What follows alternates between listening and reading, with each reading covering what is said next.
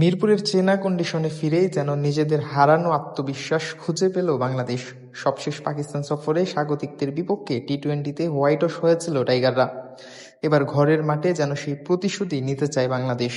সিরিজের প্রথম টি-20তে তাসকিন মুস্তাফিজদের সামনে রীতিমতো চোখে সর্ষে ফুল দেখেছেন পাকিস্তানি ব্যাটাররা। টাইগারদের তোপের মুখে কোনো রকমে 100 ছুঁয়ে অল আউট হয়েছে সফরকারীরা। মিরপুরে টস হেরে আগে ব্যাট করতে নেমে সবকটি উইকেট হারিয়ে 19 ওভারে 3 বলে 110 রানের বেশি করতে পারেনি পাকিস্তান। দলের হয়ে সর্বোচ্চ 44 রান করেছেন ফখর জামান। বাংলাদেশের হয়ে 22 রানে 3 উইকেট পেয়েছেন তাসকিন আহমেদ। মিরপুরের আজকের উইকেটে যেন ফিরে এসেছিলেন পুরনো মুস্তাফিজ। তার স্লোয়ার আর কাটার বেশ বেগ পেতে হয়েছে পাকিস্তানিদের। 4 ওভারে মাত্র 6 রান দিয়ে 2 উইকেট নিয়েছেন এই বাঁহাতি পেসার।